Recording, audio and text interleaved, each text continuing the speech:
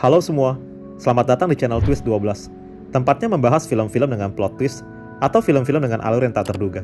Terima kasih sudah klik video ini. Kali ini kita akan bahas film Korea berjudul Confession of Murder yang dirilis tahun 2012. Bercerita tentang pengajaran polisi terhadap pembunuh berantai yang sulit untuk ditangkap.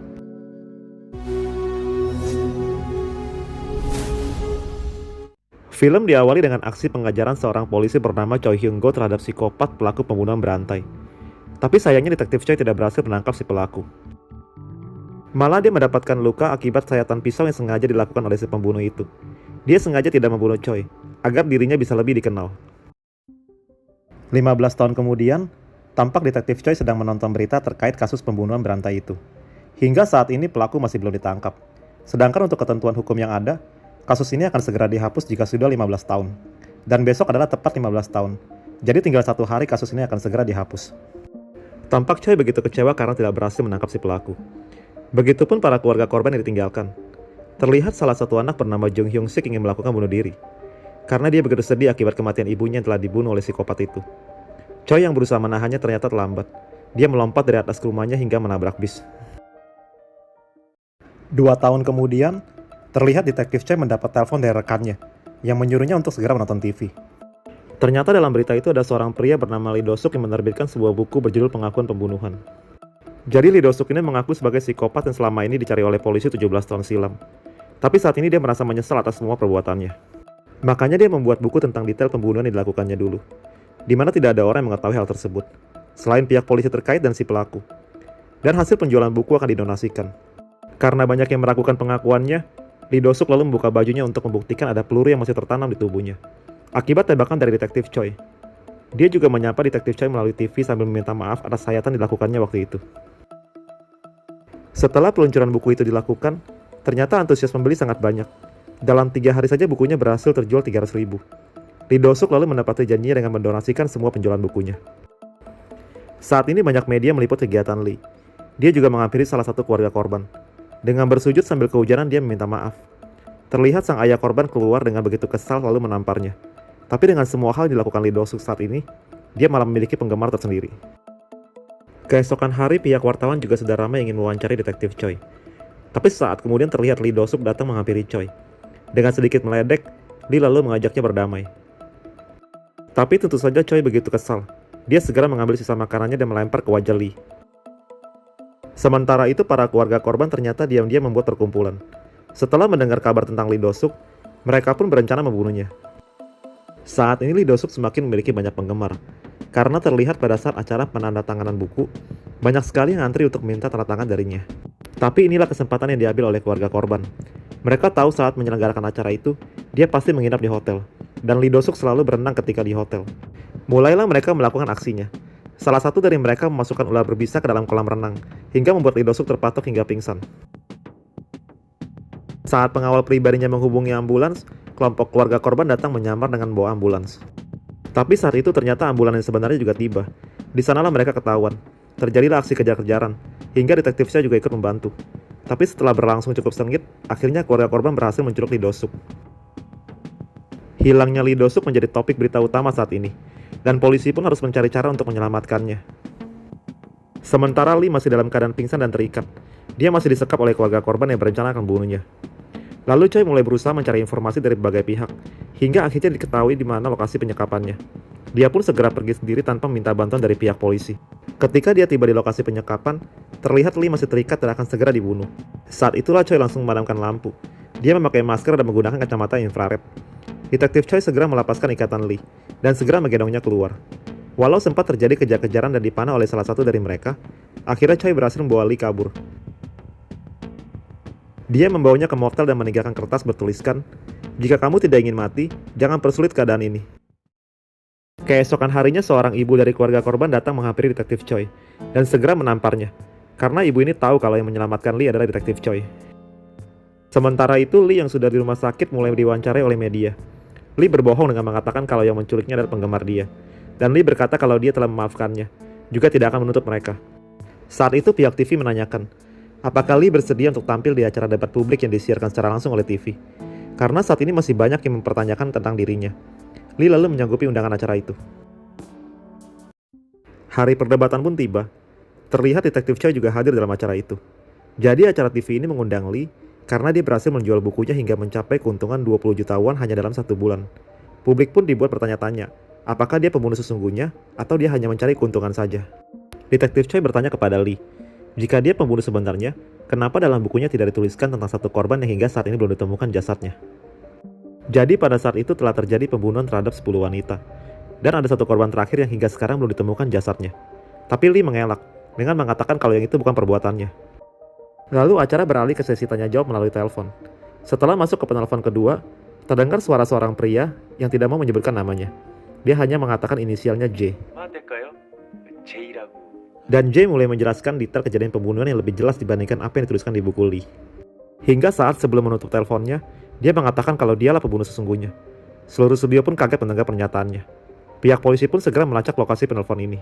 Sementara itu pihak keluarga korban yang menonton ini jadi mulai berpikir kalau Lee mungkin bukan pembunuhnya. Tapi sebelum acara ini dimulai, sebenarnya si wanita yang jago memanah ternyata sedang bersiap ingin bunuh Lee ketika keluar dari gedung itu. Ketika Lee sedang diwawancara, wanita ini pun langsung memanah Lee di dadanya. Dan sesaat kemudian wanita ini pun langsung tertangkap. Kemudian detektif Choi yang telah mendapatkan lokasi penelpon begitu kaget karena ternyata si penelpon menggunakan telepon rumah milik detektif Choi, yang dimana hanya ada ibu Choi sendirian di rumah. Dia pun bergegas ke rumahnya, dan di sana tertempel kertas bertuliskan, "Aku akan membunuh ibumu jika kamu membuatku marah." Choi terlihat begitu marah, karena dia pikir ibunya pasti telah diculik. Tapi sesaat kemudian terlihat ibu Choi keluar dari kamar dalam keadaan baik-baik saja. Ternyata J hanya mengancam detektif Choi saja.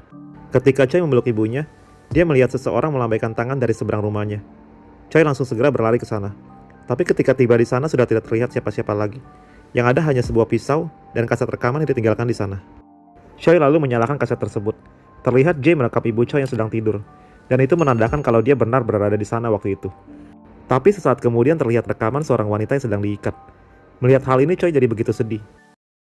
Setelah melihat rekaman itu semua, detektif Choi langsung mengadakan jumpa pers. Di sini Choi menjelaskan kalau pria berinisial J ini memberikan bukti kalau dia pembunuh yang asli.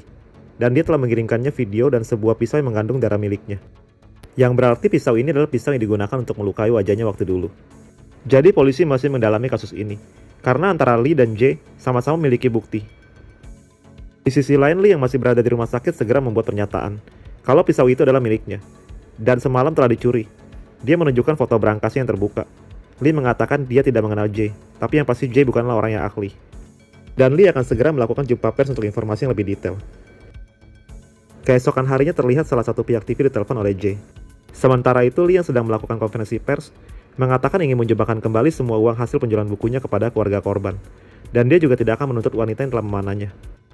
Tapi tiba-tiba semua mata tertuju pada handphone masing-masing. Karena ternyata di saat yang bersamaan, J sedang diliput oleh pihak TV yang diteleponnya tadi. J menantang Lee dan detektif Choi untuk bertemu langsung di acara TV. Dia merasa kesal karena Lee menggunakan namanya untuk mencari uang. Jadi pada saat pertemuan itu bisa dibuktikan. Lee Do-suk pun langsung memenuhi tantangan itu. Tapi sebelum pergi, J sempat memberikan sebuah kaset rekaman kepada wartawan. Rekaman itu memperlihatkan letak lokasi dia mengubur mayat korban ke-11, yang tidak pernah dijelaskan di buku Lee, dan belum pernah ditemukan oleh polisi. Dia memberikan tanda pada sebuah pohon, dan akan memberikan lokasinya 3 jam sebelum dia datang ke acara TV. Keluarga korban yang mendengar berita ini pun mengatur rencana agar bisa menghadiri acara TV tersebut, dan berusaha membunuhnya, jika terbukti dia pembunuh sebenarnya. Acara debat publik di TV pun akan segera dimulai. Tampak di luar studio sudah banyak orang yang juga menantikan acara ini. Terlihat detektif Choi dan Lee Do-suk sudah tiba lebih dulu. Baru saat kemudian terlihat J datang dengan menggunakan topeng. Setelah J duduk, dia pun segera melepas topengnya, dan mengatakan kebenaran akan segera terungkap. Kemudian J menyuruh pihak TV untuk menayangkan siaran langsung di lokasi dia memberikan tanda. Saat ini polisi tengah menggali di lokasi tersebut, dan benar saja tak lama kemudian terlihat tengkorak di sana. Dan itu merupakan tengkorak dari korban ke-11 bernama Jung Soo-yoon. Keadaan pun langsung tidak terkendali, karena terlihat Choi begitu emosi, sampai pihak TV harus segera menayangkan iklan. Jadi Jung Soo-yoon ini adalah kekasih dari detektif Choi, dan ibu Jung Soo-yoon adalah wanita yang saat itu menampar Choi. Saat itu hubungan mereka berdua tidak direstui, karena ibu Jung Soo-yoon merasa pekerjaan polisi adalah pekerjaan yang membahayakan, dan itu membuat putrinya tidak aman. Acara pun kembali dimulai. Sang pembawa acara menanyakan tanggapan Lee terhadap bukti yang telah ditemukan itu. Lee pun langsung menjawab kalau dia memang bukan pembunuhnya. Terlihat J tertawa puas mendengar jawaban Lee. Tapi Lee kembali membuat pernyataan yang lebih mengejutkan. Ternyata yang menulis buku itu adalah detektif Choi. Dan Lee sebenarnya adalah Jun Hyun Sik, anak dari korban pertama yang di awal cerita melakukan bunuh diri dengan melompat hingga tertabrak bis. Jadi setelah kejadian itu ternyata Lee ditolong oleh seorang dokter dengan bantuan detektif Choi. Dan luka di wajahnya telah dioperasi. Makanya saat ini wajahnya berbeda dengan dulu. Karena detektif Choi tahu psikopat ini mengalami gangguan megalomania, atau rasa ingin dikenal orang yang berlebih. Seperti dulu dia sengaja melukai wajah Choi agar semua orang mengingat dirinya setiap melihat luka di wajah Choi.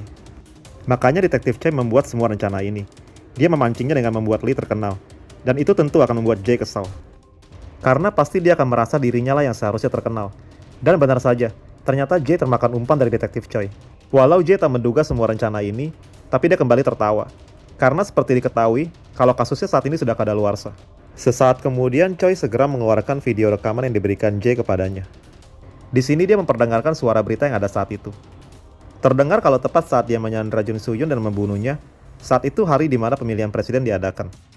Jadi intinya sekarang masa waktu untuk menangkap Jae masih aktif dan tersisa 14 menit. Ternyata ketika Jung Soo Yoon diculik, dia tidak langsung membunuhnya, melainkan menyekapnya selama 2 tahun. Choi yang emosi sudah tak tertahan, langsung segera menodongkan pistolnya. Jae langsung segera bersujud, sambil mencontohkan saat terakhir Jung Soo Yoon yang memohon ampun untuk tidak dibunuh, karena tengah hamil anak Jae. Choi langsung memukulnya hingga berdarah. Tapi Jae tidak berhenti sampai di sana. Dia malah makin meledek Choi dengan mengatakan kalau dia sudah berhati-hati melakukan hubungan dengan Jung Soo Yoon, tapi tidak disangka bisa hamil. Mendengar dia hamil justru membuat Jae ingin membunuhnya, karena dia benci anak-anak. Saat itu detektif Choi langsung menembaknya, tapi segera ditahan oleh rekannya, hingga tertembak lampu dan membuat studio menjadi gelap. Jae lalu segera memanfaatkan keadaan dengan segera kabur dari sana, dengan menyandra ibu Jung Soo Yoon. Yang tadinya niat si ibu ingin membunuh Jae dengan pen yang berisi bisa ular, malah berbalik sekarang diancam olehnya. Singkat cerita, Jae pun berhasil keluar dari studio, walau beberapa kali dihadang oleh keluarga korban yang telah bersiap di sana. Hingga tinggal detektif Choi yang akhirnya berhasil menghentikan Jae. Dan ketika dia ingin membunuhnya, semua polisi dan wartawan sudah tiba di sana. Choi pun tidak jadi membunuhnya. Tapi karena ramainya kerumunan orang, tiba-tiba ibu Jung Soo Yoon berhasil menyelinap dan menggunakan pen beracunnya untuk menusuk Jae. Tapi segera ditahan oleh Choi. Terlihat Jae tertawa, karena dia tidak berhasil dibunuh. Tapi sesaat kemudian, Choi lah yang langsung menusukkan racun itu ke Jae, hingga dia meninggal. Dan akhirnya detektif Choi lah yang menerima hukuman masuk penjara. Lalu sih menunjukkan bagaimana pada masa lalu, sebenarnya detektif Choi ingin memutuskan hubungan dengan Jung Soo Yoon, karena dia merasa memang tidak aman bagi Jung Soo Yoon jika terus berhubungan dengannya. Dan pada hari penculikan itu, Choi tidak mengantarnya pulang, karena dia tidak ingin ibunya memergoki dia lagi. Ternyata itu menjadi hari terakhir Choi melihat Jung Soo Yoon. Di akhir cerita terlihat detektif Choi keluar dari penjara setelah 5 tahun. Dan dia dijemput oleh semua keluarga korban. Karena berkat dirinya, dendam mereka semua bisa terbalaskan. Dan film pun berakhir.